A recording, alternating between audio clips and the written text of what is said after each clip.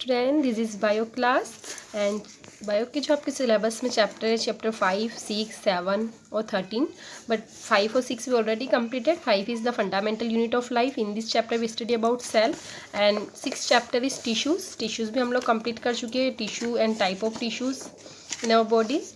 And chapter 17 जो है diversity in living organism आप लोगों के सिलेबस में से अभी हटा दिया गया है. आप लोगों का जो सिलेबस कम हुआ था उसमें से 7 चैप्टर को भी हटा दिया गया है. तो बायो का जो नेक्स्ट चैप्टर है chapter 13 why do we fall ill. ठीक है, हमें चैप्टर 13 देखना है. Why do we fall ill means हम बीमार क्यों होते हैं. तो in this chapter we discuss about the health and its cellular health क्यों होते हैं, infections, disease and how the disease transmit from one person to another person and types of disease and so many things we study about in this chapter. So let's start today's chapter why do we fall ill. ठीक है, in this chapter first to discuss what is health. Health means क्या. तो health is a state of complete physical mental and social well beings. Means हम लोगों की जो state होती है, ऐसा नहीं कि health means our body free from disease. Body अगर डिजीज़ से फ्री है तो वही केवल हेल्थ है. हेल्थ में हम लोगों का मेंटल भी आएगा कि हम मेंटली भी फिट होना चाहिए, हमारी बॉडी फिजिकल भी सही होना चाहिए, वेल होना चाहिए और सोशल भी वेल होना चाहिए. हम लोगों का आसपास का इन्वायरमेंट अच्छा होना चाहिए, इन्वायरमेंट के साथ हम लोगों का कम्युनिकेशन सब कुछ वेल होना चाहिए. तो हेल्थ में सारी चीज़ें आएगी. ठीक है, ये चैप्टर जो हम लोग आज एग्जाम आइडिया से स्टडी करेंगे. Why do we fall ill. Health is a state of proper functioning of body and mind. Health किसकी एक प्रॉपर फंक्शनिंग स्टेट है जिसमें बॉडी और माइंड प्रॉपर फंक्शन करेंगे. Any manufacturing at the level of the cell organ system can be caused by various agent and factors. This could be infection by microorganism, stress or any other agent leading to the stress, illness and health failure. कोई भी और agent है अगर उससे हमारी body पे effect हो गया है तो उससे हम लोग बीमार हो जाते हैं. कोई भी माइक्रो ऑर्गेनिज्म का इन्फेक्शन हो सकता है, किसी भी और स्ट्रेस या अपने आसपास के इन्वायरमेंट से हमें कोई स्ट्रेस मिलते हैं तो हेल्थ में जो भी इलनेस आएगी या स्टेट जिसमें फेल्यूलर होगी उससे डिजीज़ हो जाती है. तो this condition is known as disease. उस कंडीशन को क्या बोलेंगे, डिजीज़.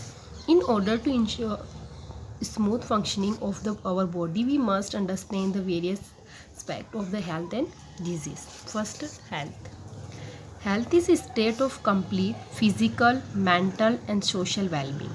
हेल्थ में क्या तीनों चीज़ें आएगी, physical, mental and social wellbeing. It is not merely the absence of disease or infirmity as defined by WHO World Health Organization. This being healthy means the one should feel good physically, mental और socially. ऐसा नहीं कि केवल हमें disease नहीं हो रही तो हम अपने आप को बोल दें कि हम हेल्दी हैं. हेल्दी हमें फिजिकली भी होना है, मेंटली भी होना है और सोशली भी होना है. Significance of health. Good health has following advantage. अगर हम लोग हेल्दी हैं तो हम लोगों के क्या क्या एडवांटेजेस होंगे. It increase our work efficiency. It help us to perform various activity as our best. हम लोगों को वेरियस परफॉर्म एक्टिविटी करने में हेल्प करेंगे ताकि हम हमारा बेस्ट दे सकें. हम लोग हेल्दी होते तो हम लोग वर्क जो हमारा होता है हम अच्छे से कर पाते हैं वेल तरीके से. It help us to cope up with social and mental pressure without much difficulty. हम अच्छे से कोऑपरेट कर पाते हैं सोशल मेंटल सब में. It make our life joyful. ठीक है. Personal and community health issues. Personal और कम्युनिटी में हेल्थ के इशू क्या क्या होते हैं. The health of every individual depend on his personal habits, economical state and physical environment. तीनों ही चीज़ों पे हम लोगों की हेल्थ डिपेंड करती है. पर्सनल हम लोगों की हैबिट्स कैसी है, इकोनॉमिक स्टेटस कैसा है, फिजिकल इन्वायरमेंट कैसा है, हम लोग जहाँ पर रह रहे हैं वहाँ आसपास का. Personal health refer as overall well being as individual but human beings live in communities, therefore the health of the community is also an important factor in individual health. Means हम लोग कम्युनिटी में रहते हैं, social तरीके से रहते हैं तो आसपास का जो इन्वायरमेंट है वो भी हमारी हेल्थ के ऊपर इफेक्ट करता है.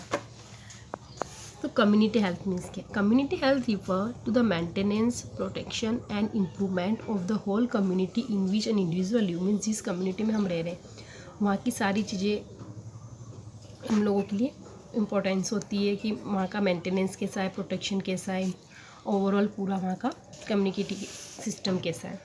Various factor the affect in individual health are follow. कौन कौन से फैक्टर जो है हम लोगों की हेल्थ इफेक्ट करते हैं.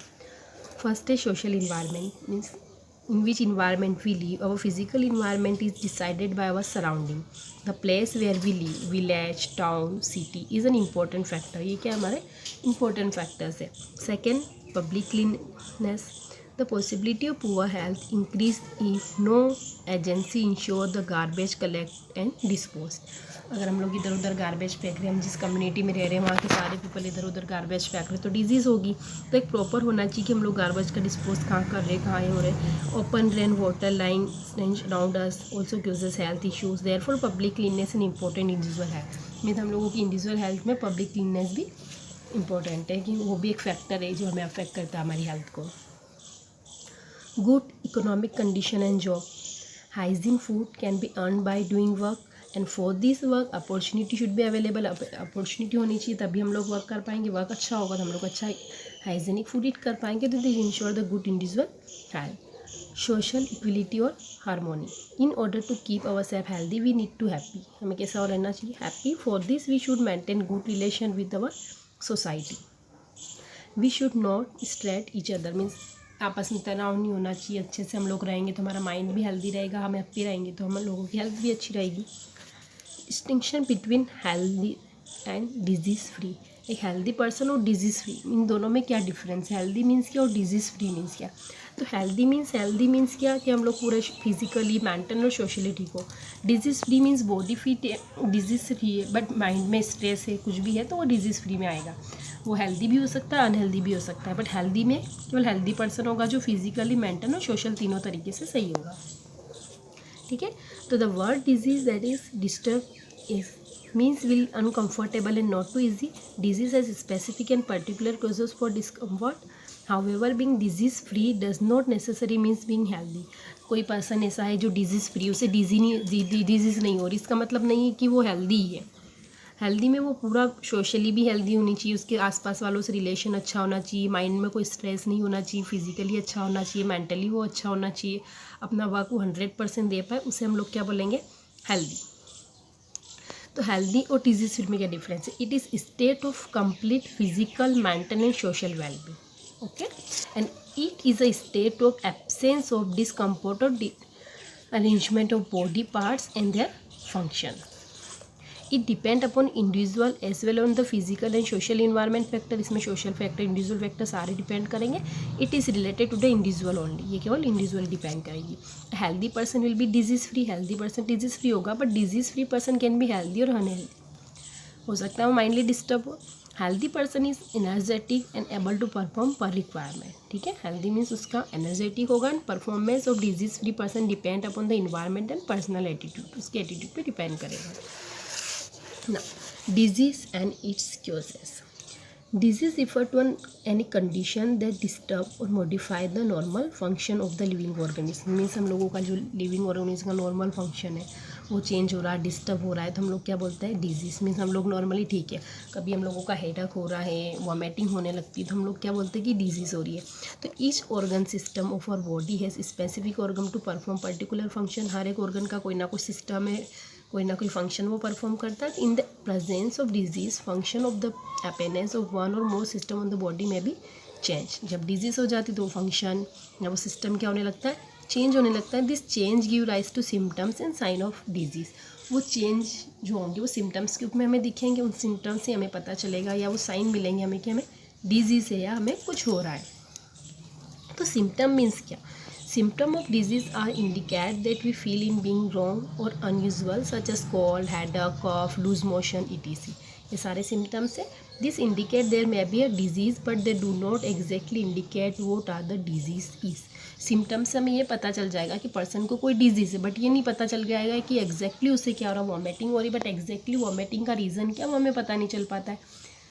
तो वो फिर हम डॉक्टर से क्योर करवाते हो फिर हमें पता चलता है. फॉर एग्जाम्पल हेडेक में भी really mean it simply mean just official state or any other disease. Sign of a disease give more defined indicate the presence of particular disease. They help a doctor to diagnose the disease. अब उन sign से ही doctor जो है वो पता कर पाता है कि क्या डिजीज़ हो रही है. तब एक्यूट और क्रॉनिक टू टाइप की डिजीज़ होगी. एक्यूट डिजीज़ जो छोटी या स्मॉल टाइम के लिए होती है वो जल्दी से ठीक हो जाती है. क्रॉनिक डिजीज़ जो होती है वो लाइफ टाइम के लिए या लॉन्ग टाइम तक के लिए होती है. एक्यूट डिजीज़ में क्या होगा, the disease that last only a few और very short period of time. जैसे कफ कोल्ड हो गया, सर्दी खांसी हो गई, फीवर हो गया तो हमें कुछ टाइम में ठीक हो जाता है, हम टैबलेट लेते हो ठीक हो जाता है. तो in this disease patient recover completely after the cure. इलाज करने के बाद वो पर्सन ठीक हो जाता है, जैसे कॉमन कोल्ड और जुकाम। क्रोनिक डिजीज़ में क्या होगा, which last for a long time, even much life time, कुछ लाइफ टाइम के लिए भी होती है, लॉन्ग टाइम के लिए भी होती है। The Qs drastic long term effect in human health में बहुत ज़्यादा चेंजेस हो जाता है, इफेक्ट होती है इससे। एग्जाम्पल एलिफेंटिक्स, आपने देखा होगा किसी के पाँव बहुत ज़्यादा सूज जाते हैं, स्वेलिंग आ जाती है। सेकेंड कैंसर, ट्यूबरक्लोसिस, ये सारी जो डिजीज़ है वो कैसी chronic disease means life time disease हो जाती है। कैंसर किसी को अगर हो गया तो भी लॉन्ग डिजीज़ है।